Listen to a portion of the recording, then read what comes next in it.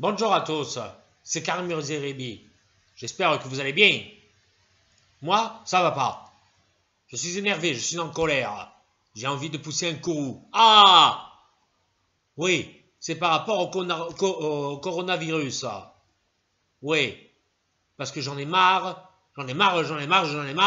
d'entendre parler du coronavirus. Coronavirus le matin, coronavirus le midi, coronavirus le soir. Ras la casquette! On me demande constamment de débattre là-dessus. Mais j'en ai plein les fesses. Vous entendez? Plein les fesses. Alors, mollo, un peu de trêve. Vive la trêve, vive la trêve, vive la trêve, vive la trêve. Ras-le-bol. Il y en a marre d'entendre tout le temps parler de ce virus qui tue une personne sur 10 millions. Ras-le-bol. Ça suffit. Moi, je vais vous dire la vérité. Le gouvernement est un gouvernement d'incompétents. Bon, ça, c'est pas un scoop. Et ça fait 3 ans qu'ils nous endorment. 3 ans qu'ils nous tapent dessus à coups de réformes idiotes, stupides et avilissantes pour le peuple. Parfaitement. Moi, je n'ai pas peur de le dire, moi. J'ai des coronesses comme ça. Et je le dis, le gouvernement profite de cette propagation de virus pour nous en mettre plein la tête. Ils ont augmenté le prix des cigarettes, ils ont imposé leurs réformes honteuses des retraites. C'est scandaleux. Il y en a marre, il y en a marre, il y en a marre. Alors, arrêtons de nous faire hypnotiser par ce virus. Et revenons à l'essentiel. La défaite de la République en marche au municipal. C'est primordial. Il faut détruire ce parti. À coup de bulletins électoraux comme ça. Oh, je mets mon bulletin dans l'urne. Il faut anéantir la Macronie. D'ailleurs, Emmanuel Macron ne s'est pas privé de rendre visite à un hôpital. Ces hôpitaux, en EHPAD. Ces EHPAD qu'il appauvrit. Tout comme le système hospitalier, dont il réduit les moyens d'année en année. Salaud, assassin. D'ailleurs, regardons comment ça s'est passé, puisque dernièrement, il a discuté personnellement avec le docteur Pulamore. Il n'a pas été déçu. Écoutez. Docteur Pulamore, vous êtes un sale médecin de merde. Alors, vous allez m'écouter. Il y a une épidémie de coronavirus qui est très pratique pour nous parce que pendant ce temps-là, on pourra faire passer des réformes absolument honteuses et les Français seront beaucoup trop cons pour se concentrer sur autre chose que ce virus bidon. Alors, écoutez-moi bien, sale médecin débile. Vous allez mobiliser vos troupes, vos larbines, enfin je veux dire vos infirmières, elles vont faire ce qu'on leur dit. C'est nous maintenant les patrons, partout. Et vous n'êtes qu'une merde. Alors vous allez la fermer et vous allez m'obéir. Sinon, je vous rétrograde. C'est compris? Espèce de sale médecin merdique. Non mais dis donc, qu'est-ce qui vous prend de me parler sur ce ton, vous? Hein? Je vais vous foutre mon scalpel dans le cul, ça va être vite réglé, hein? Alors écoute-moi bien, trou de balle. Hein, c'est pas parce que t'es président de la République que tu vas me parler sur un ton pareil. Non mais j'y crois pas là. Hein? Hein? Tu repasseras après ta puberté, trou du cul, va. Allez tiens, prends ça dans les couilles pour voir si t'en as. Oh! Toute votre ordre. Mais il est fou ce mec. Il m'a tapé dans les roubignoles. Ça va se payer. Sale médecin de merde, va. Roturier, va. Sale français. Oh putain. Vous avez vu le coup qu'il a pris dans les couilles, là. Dans les coronesses. Ça doit faire mal, hein. Bien fait pour lui. En tout cas, ça s'est pas terminé comme cela. Ah non. Parce que Manu Macron, quand il est sorti de l'hôpital, il a fait une mauvaise rencontre.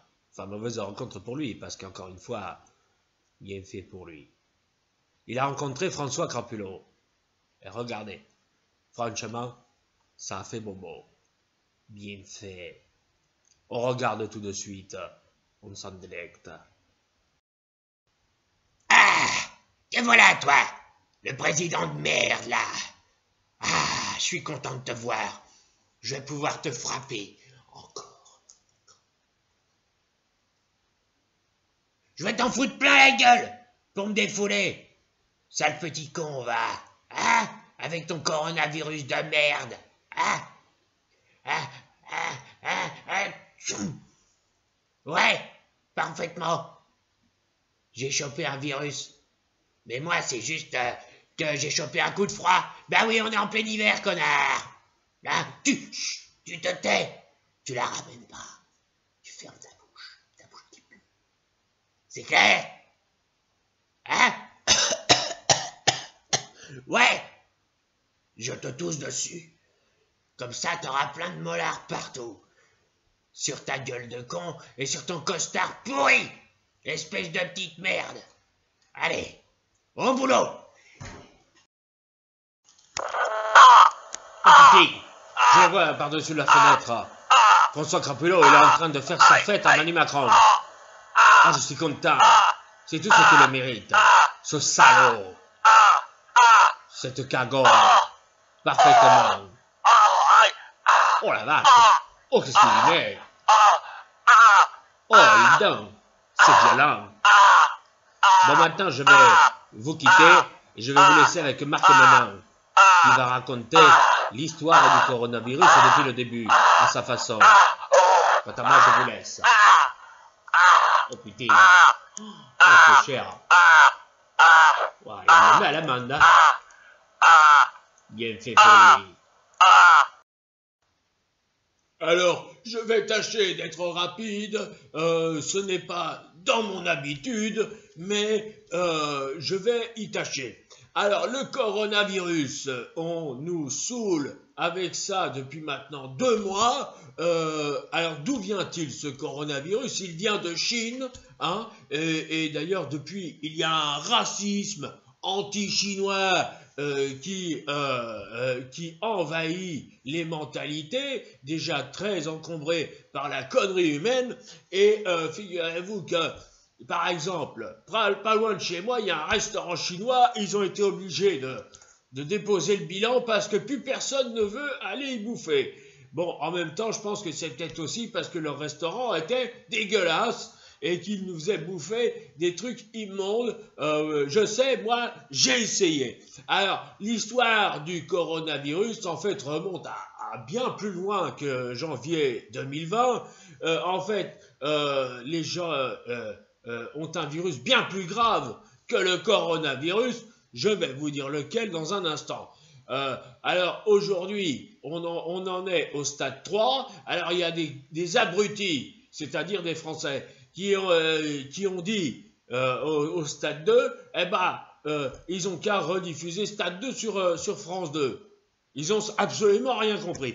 En tout cas, le coronavirus, c'est un virus, bien sûr, qui rend malade, mais il n'est pas si mortel que ça. Vous comprenez ce que je veux dire? C'est-à-dire qu'on se sert de ça pour détourner les gens des vrais problèmes sociaux et économiques de notre pays. Voilà. Alors, oui, je sais, tout le monde s'est endormi en régie, mais je continue. Alors, en fait, la vérité, c'est qu'il y a un virus bien plus grave qui envahit la France depuis des années. C'est un virus qui a quand même poussé les gens à voter pour Manu Macron. C'est vous dire si c'est un virus très grave, c'est le virus de la connerie. Oui, parce que les gens sont complètement cons. Quand vous voyez qu'aujourd'hui, les gens ne veulent plus se faire la bise, ne veulent plus se serrer la main, mais se disent bonjour en se tapotant les pieds comme ça, mais Mais on est où là? On rêve complètement. En fait, ce virus de la connerie, il ne va pas en s'arrangeant. C'est un virus qui pousse les gens à tout accepter, y compris qu'on soit gouverné par un nain hydrocéphale qui aura bientôt 43 ans, un gamin qui est marié avec sa mère et qui refoule son homosexualité et que on est gouverné par des cons et élus par un peuple de veaux. Voilà. Bon, je vous laisse parce qu'il y en a qui commencent à trouver le temps long et c'en est à tel point qu'ils essayent là de se suicider. Voilà, donc je vous laisse et je vous dis à une prochaine fois.